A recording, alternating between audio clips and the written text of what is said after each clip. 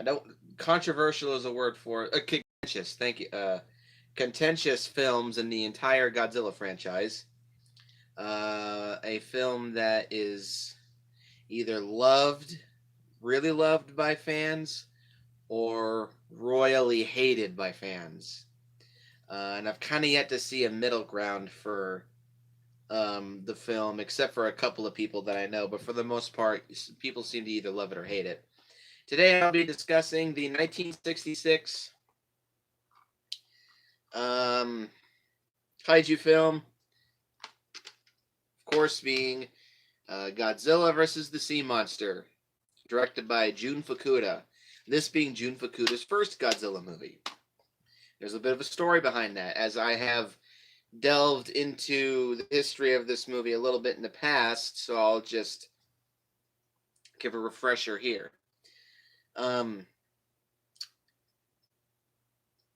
So in the mid 1960s, Toho wanted to make a King Kong film really, really badly. And Rankin Bass, the studio that brought us all those special Christmas films like Rudolph the Red-Nosed Reindeer and excuse me, Rudolph the Red-Nosed Reindeer, Santa Claus is Coming to Town, Frosty the Snowman, movies like that, Little Drummer Boy. They had a successful quote unquote TV series called The King Kong Show. As a cartoon series. It's terrible, absolutely terrible. But Toho and Rankin Bass managed to collaborate together to want to make a Japanese adaptation of that TV series. So Toho hired Jun Fukuda and Shinichi Sekizawa to get a script together, and they pitched it to Rankin Bass, and they said, this is a fucking shitty-ass script. And yes, this movie was originally supposed to be a King Kong film titled Operation Robinson Crusoe, Ebirah Horror of the Deep. Would have featured King Kong fighting Ebirah and the Red Bamboo. However, Rankin Bass read this script and they said, this isn't even remotely similar to our cartoon. Nah, we're not going to go through with this. So Toho was like, oh shit, what the fuck do we do? We have a script, but we don't have a movie out. Then they said, let's just replace Kong with Godzilla. And that's really what they did. They replaced Kong with Godzilla. They made this movie, and here we have Godzilla versus the Sea Monster. So as I said at the beginning, Godzilla versus the Sea Monster is a very contentious installment in the franchise. Some people hate it. Some people hate it with a burning passion. And I definitely do understand why many people do hate this movie. It is flawed. It's got a lot of issues with it. Many of them stemming from the fact that this was originally supposed to be a King Kong film. And I can't deny I would have really loved to see this movie as a King Kong movie, because I think this would have been a pretty fun King Kong film. But then there's also people who defend this movie and say, yeah, it's got its problems, but if you just take it for what it is, it's a fun little film. And I do fall into that category. I know I think I stated in my original review that I'm kind of 50-50 on this film. The movie has grown on me since I did that review, because I just don't give a shit about going along with the general consensus. I like this movie. I think this is one of my favorite Godzilla movies because I have a lot of nostalgia for this film. And I also do think that this is an underrated Godzilla movie, in my opinion. However, I will blatantly point out this movie's flaws, of course, in my cons section. So I'm not coming out here and saying that this movie is a forgotten masterpiece. It's not. It's got a lot of problems with it. However, despite the movie's problems, I do consider this to be one of my favorite Godzilla movies. It's low on my list of Godzilla movies. It's not in the top 10. It definitely is not in the top 5. However, I do really enjoy this movie for what it is. It's not perfect, but I do think it's a fun film. Now, I stated I have a lot of nostalgia for this movie because I do. This was the first Godzilla movie I ever rented from Netflix. Back when Netflix was still in its infancy, when it was competing with Blockbuster. You could order movies from Netflix and they'd send them to you in the mail. and this was the first Godzilla movie I ever rented from Netflix. And I watched this movie, and I was blown away. I loved this movie when I was a kid. And as I started to grow older, and I saw more reviews for the film, I came to realize um, the flaws of the film. And for a while, I did consider this one of my least favorites.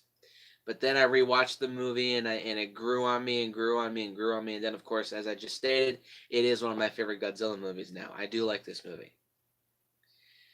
And also, minor little disclaimer: I think this may be a shorter review because this movie is so simple.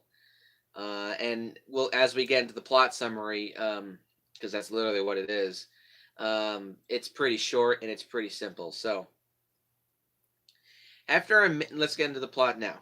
After a man named Yata is lost at sea, played by Toru Ibuki, his brother Ryota, played by Toru Watanabe, he and his two friends, along with a bank robber named Yoshimura, played by Akira Takarada, steal a yacht after the two, or not two, but after two of them fail a dance contest where you have to dance non-stop for however long it takes, and the last man standing wins this yacht. Two men lost this competition, so they go to the Japanese harbor, and they go into a yacht just to look inside, and that's where they encounter Yoshimura, who threatens to put a cap in their asses, but he allows them to stay the night on the yacht. However, when they wake up, Ryota has stolen the yacht and is out in the ocean. Now, as I said, Yoshimura is a bank robber because it's revealed on the radio that a bank in Japan was robbed by some known bank robber, and 4 million yen was stolen. Yen being Japanese currency, which I believe that is a lot of money in Japanese terms, at least, especially for 1966. At least I think it was. So anyway, now at first, Yoshimura is pissed. But then he realizes I was going to steal this thing and leave anyway, so I may as well just tag along. So over a period of I think it's at least a few weeks, the crew runs afoul of Ebera, who is a giant shrimp. I think Ebera is a shrimp. And Ebera destroys the yacht, and the crew is washed up on the shore of Lecce Island. I think this is the 5th or 6th new island introduced in Godzilla movies now. Anyway, so the crew washes aboard Lecce Island, and at first they think it's inhabited. However, they do discover a shit ton of fruit trees being grown there, so they gorge themselves on that. However, they discover a terrorist organization called the Red Bamboo. And they later find out that's manufacturing heavy water. Heavy water being is a form of water that contains a larger than normal amount of the hydrogen isotope deuterium. It's essentially used to make nuclear bombs. So the crew wisely decides to kind of keep their distance and stay hidden from the Red Bamboo. And they also discover they're manufacturing some kind of yellow chemical that keeps Ebera at bay, so they can come to and fro from the island. The Red Bamboo has also enslaved natives from Infant Island, of all places, to help them. However, the natives hope to awaken Mothra, who has now become a full-grown moth, metamorphosed from the remaining larva from Giza three-headed monster, to rescue them. One of these natives escapes the Red Bamboo's captivity and runs into the crew members. And played by Kumi Mizuno, who's gorgeous in this film. And while evading capture from the red bamboo, they stumble across a cave and they find Godzilla sleeping within a cliffside cavern. The group, after some shenanigans, they devise a plan to defeat the red bamboo and escape from the island. And in this process, during a lightning storm, and using a piece of copper, I think it's copper wire taken from the red bamboo's base, as well as a salvaged machete. Excuse me. Um, During a storm, they use it as a makeshift lightning rod in order to wake Godzilla, which of course it works. And also, while infiltrating the red bamboo's base, Ryota is snagged on a weather balloon, and it coincidentally manages to drift towards Infant Island, where he is reunited with his brother Yatta. Yatta and Ryota row back to Lecce Island in order to aid their friends. Of course, while this storm is going on, so Godzilla is awakened during the storm. He breaks out of his cliffside cavern in a great scene where he's just erupting out of the side of the mountain and roaring, and it's raining, it's lightning flashes, and it's you hear Masaru Sato's music going on. It's an awesome scene.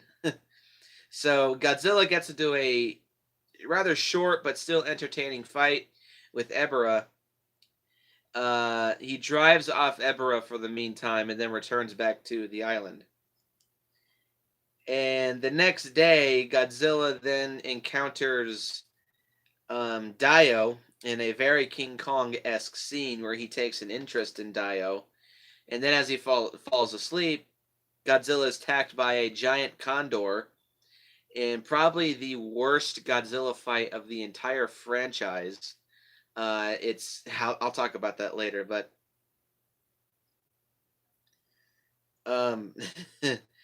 after making fried chicken out of the giant condor, he then gets to do a fight with a squadron of red bamboo fighter jets. However, he then destroys all of them as well. The humans retrieve the missing Yatta and free the enslaved natives of the island as Godzilla moves on to destroy the red bamboo base. Godzilla smashes a tower that has a self-destruct button inside it that one of the researchers had activated, and then proceeds to make the island unstable. Godzilla gets into his second fight with Ebera, and after a rather sort of lengthy and kind of boring battle, Godzilla defeats it by ripping off both of Ebera's claws and, of course, driving it out into the ocean. The natives finally, at an hour and like 18 minutes into the movie, wake up, and this is a short movie too, by the way. The natives summon Mothra in order to save everyone. However, Godzilla challenges Mothra when she gets to the island. She knocks Godzilla off his ass, and in order to buy her some time, then Mothra picks up a giant makeshift net made out of vines that the natives had created, and Mothra flies off, and then Godzilla escapes the island just as it explodes, thus ending the film, rather sort of kind of anticlimactically. So how about this plot? It's a pretty simple one.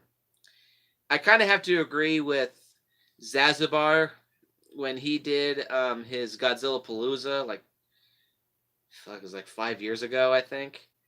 When he reviewed this movie, he stated that this movie feels just like an episode of a TV show. Yeah, I have to agree. This movie feels like an extended episode of a TV series.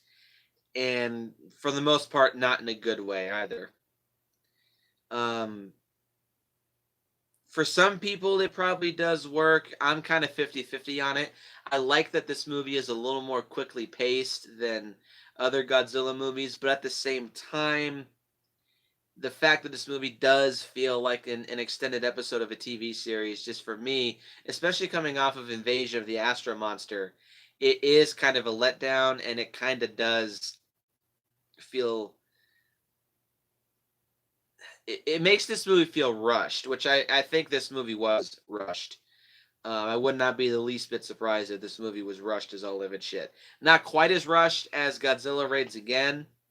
There's a couple different interesting similarities between this movie and Godzilla Raids Again. As for this is the first time since Godzilla Raids Again where we had somebody who didn't direct a Godzilla movie. That was Ishiro Honda. Of course, with Godzilla Raids Again, we have Motoyoshi Oda. That was his only Godzilla movie. Then, of course, here we have Jun Fukuda. And as I said in the beginning, this was Jun Fukuda's first Godzilla movie. It wasn't his first tokusatsu movie. That was The Secret of Telegion from 1960. That was probably the only movie he ever made that he actually said was good. But he panned all of his Godzilla movies, unfortunately. And this, of course, would not be the last Godzilla movie that Jun Fukuda would make. He would go on to make, he made Sea Monster, he made Son of Godzilla, Godzilla vs. Gigan, Megalon, and Mecha Godzilla 74. And I probably would have to say that this is the second weakest of Jun Fukuda's Godzilla movies. The weakest being, of course, Godzilla vs. Megalon. But I'll get to that when I get to Godzilla vs. Megalon. But it definitely does feel like Jun Fukuda's first Godzilla movie. It's kind of not in his favor, unfortunately, but whatever. You can't start out doing something and get everything right the first time. But for his first effort, I still don't think it's bad. So let's get into the pros of this film, shall we? For the most part, the characters are decent. They're not deep. They're not very complex. They're not very thought-provoking. They're just basic action movie characters. And in that sense, I actually do think they're quite good. They're not fantastic, though. Though some of that has to do with this film's dub.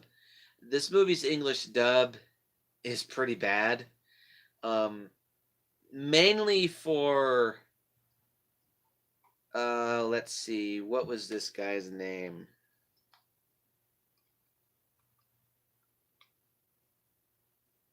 Nita. The character of Nita, who is the guy who mainly carries the machete for the first half of the film, his dub actor is fucking terrible. In the Japanese version, not Japanese version, but the Japanese but Japanese language tracked. His voice sounds Japanese. He doesn't sound exaggerated. He doesn't sound annoying. His mannerisms are annoying, but his voice isn't. But the English dub, he gets a really, really, really high, squeaky voice. Like, what's the line from this movie? But all we have is a sword. You sound like a stupid politician. He sounds just like that. It's so grating on the nerves to listen to this dub actor speak. Oh, God, this movie has one of the worst English dubs. It's not quite as bad as King Kong vs. Godzilla, but this movie's dub is pretty fucking bad in my opinion. But the characters overall are fairly decent. Akira Takarada as Yoshimura, easily the best character in the film. Though oddly enough, this will be Akira Takarada's last Godzilla movie. Yeah, until Godzilla vs. Mothra in 1992. Oh,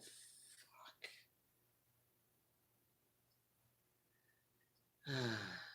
That's neither here nor there. So, and as far as the human villains go, they're just cartoon villains. They're evil for the sake of being evil. Their evil plan is paper thin. It's standard, just Saturday morning cartoon bad guy take over the world type shit. Cue the Street Fighter M Bison, of course, clip. It's just like that. But at least one of them is played by Akihiko Hirata, and he does a good job with the performance. Jun Tazaki as I think he's like the Red Bamboo commander. Totally wasted. Totally wasted. And also, as I mentioned, his dub actor is horrendous.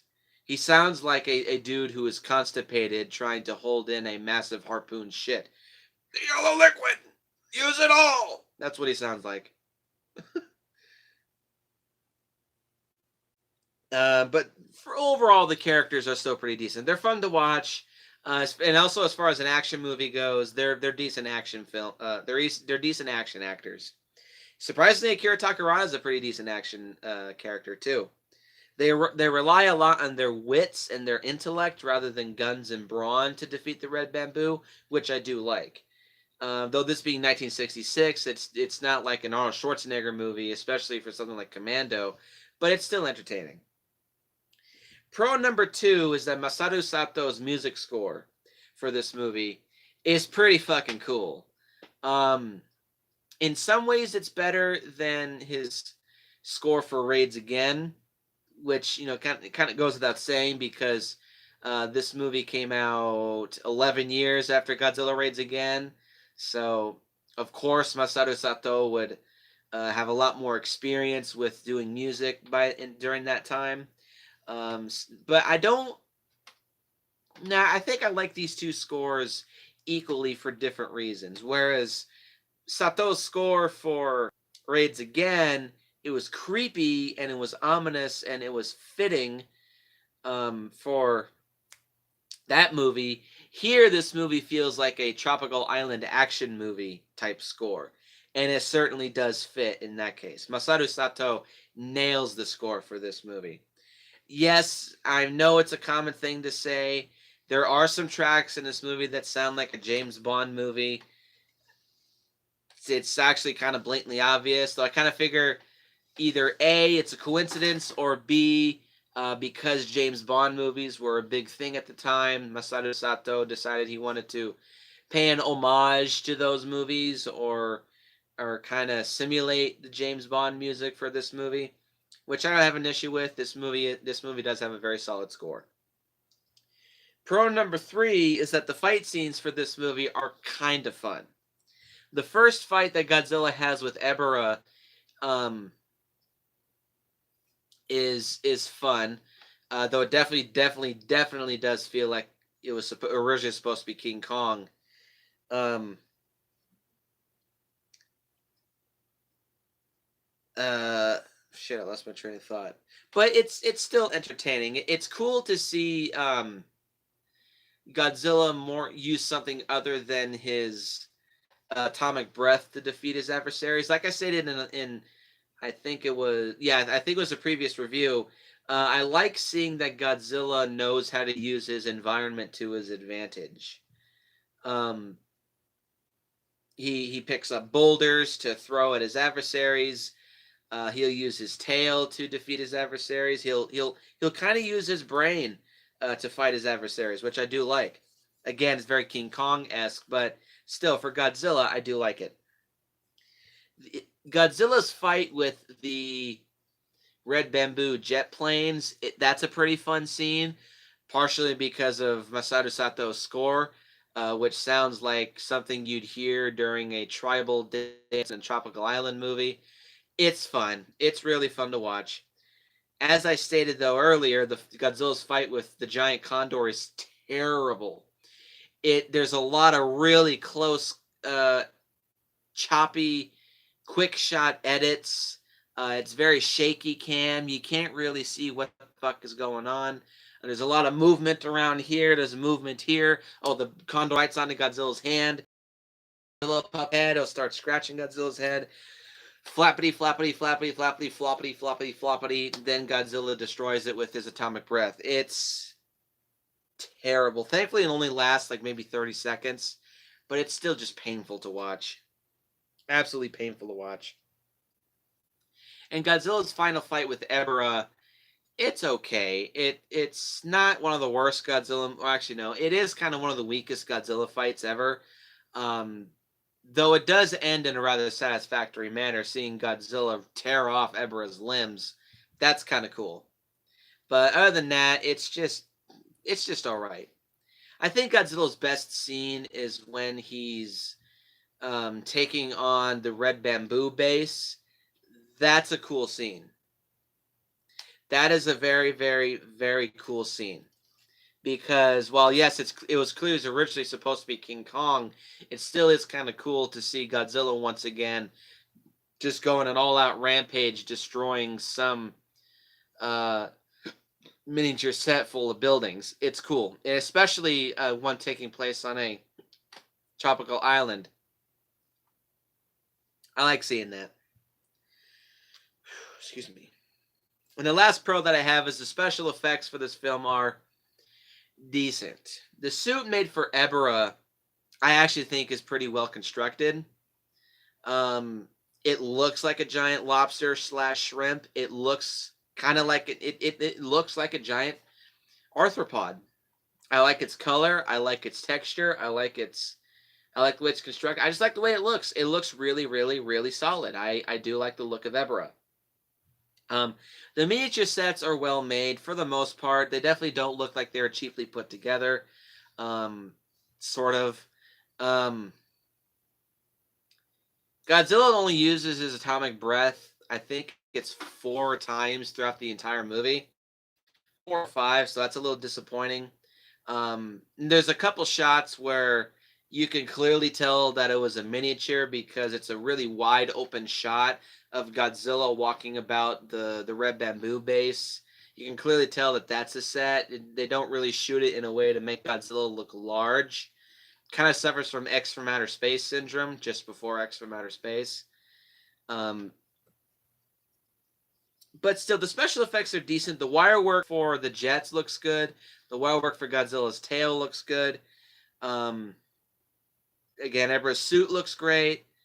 The Godzilla suit used for this film. Hang on, let me look up the name.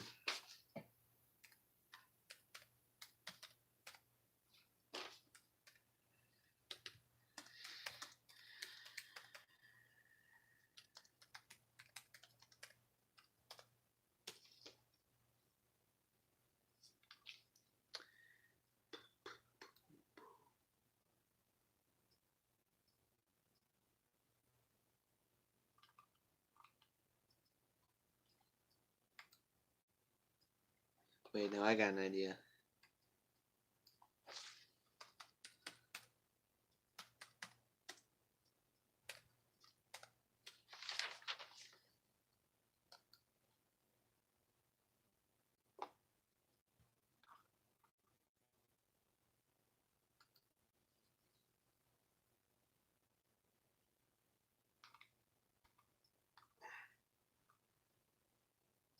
Daisenso Goji suit. Okay. The name of the Godzilla vs. the Sea Monster suit is the Daisenso Goji suit. It was used for both Invasion of the Astro Monster and in this movie. It looks a little worse in this movie, to be perfectly honest, because it's not shot very well, and I'd imagine it was also kind of just put through some wear and tear from 1965 to now. Than that of the Mosugoji suit, with a much more rounder face and more rounded jaws. The body of the suit is a lot thinner too, and the fingers were not held apart for the hands, unlike with the Mosugoji suit. They were grouped together, and the claws became less sharp and a lot less pronounced. And unfortunately, all the Godzilla suits up until 84 Goji would have this feature. However, the dorsal plates and the tail are a little more detailed, and the eyes are a little more movable than the previous suit.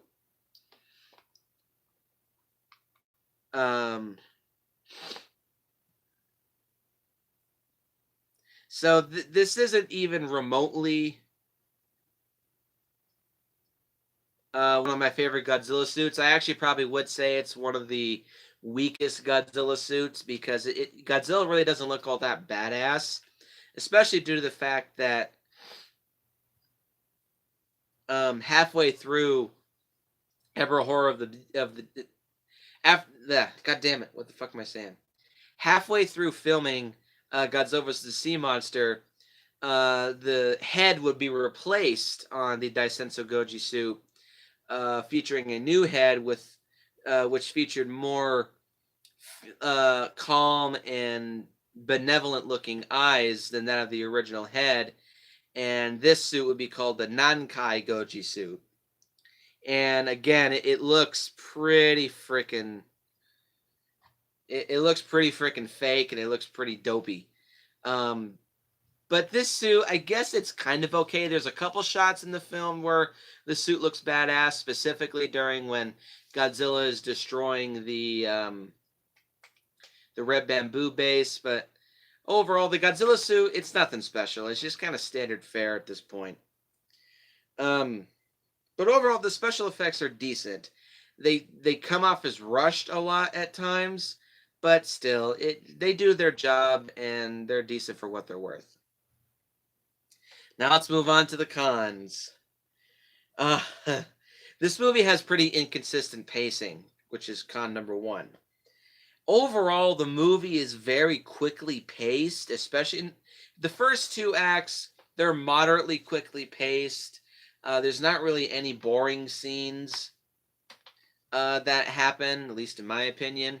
But the third act is when to quote Andres Perez from Kaiju Noir, once the third act rolls around, the movie speeds up to Mach 5 to get to the end. And it feels like the last 20 minutes pass by in 5. It's not even funny. um, it's pretty jarring to have that pace shift in the third act, in my opinion.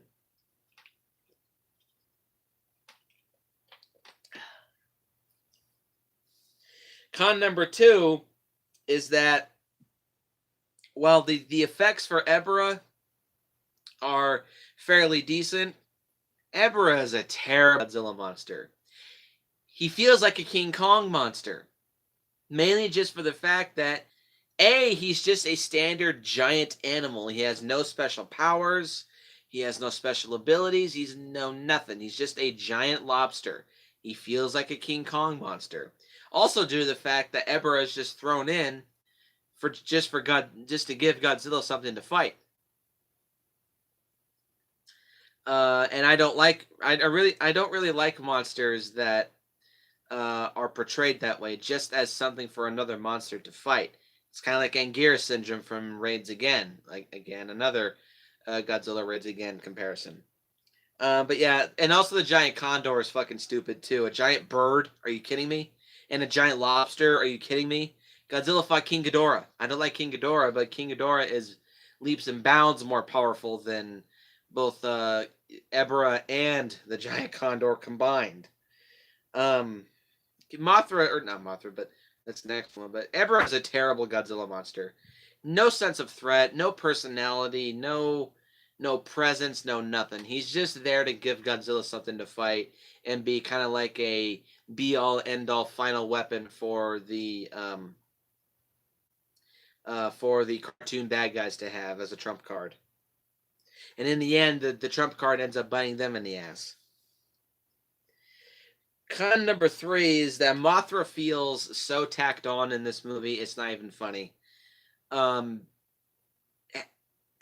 She's only awake for the last 5 minutes of the movie, and then there's only 3 or 4 scenes previous where we get a quick glimpse of Mothra asleep, and that's all she does is just sleep.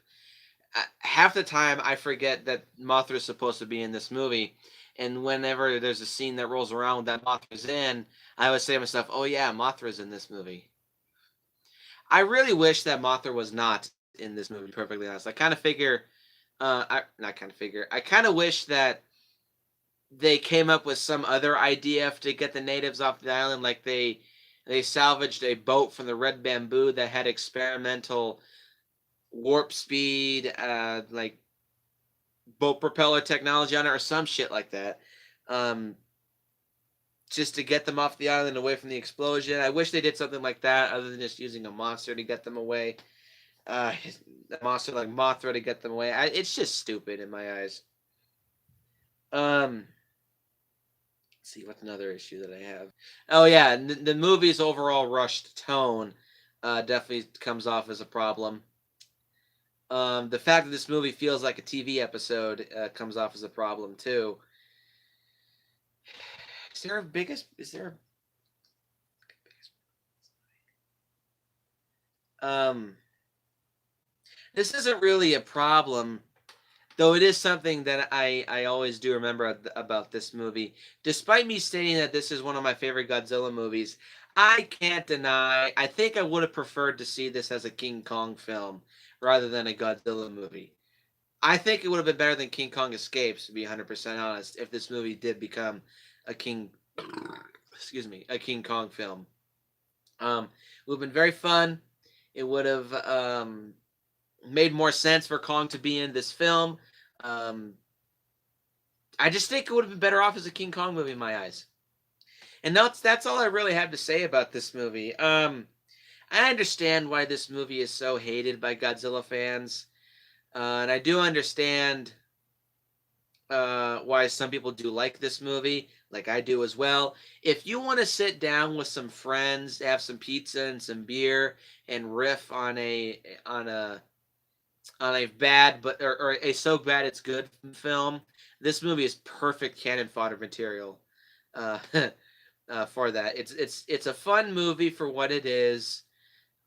It's not perfect by any stretch of the imagination. It's got a lot of problems. I think it would have been better off as a King Kong film, but as a Godzilla movie, it's decent for what it is. Though again, I do understand why people hate this movie.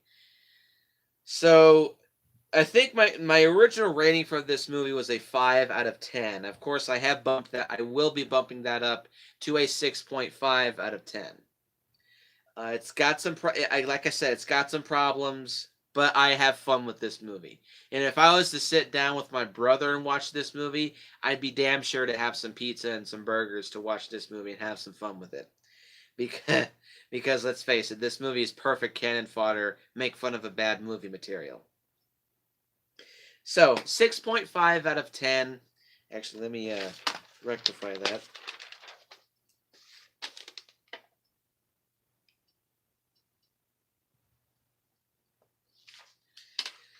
So push the comments down below. Let me know what you think. Hit the like button. Hit the subscribe button. Where are my shades? Oh, there they are. Hang on, I'll be right back.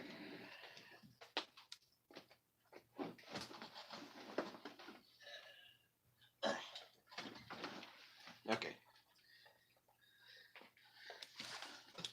Okay, let me read it. Let me do that again.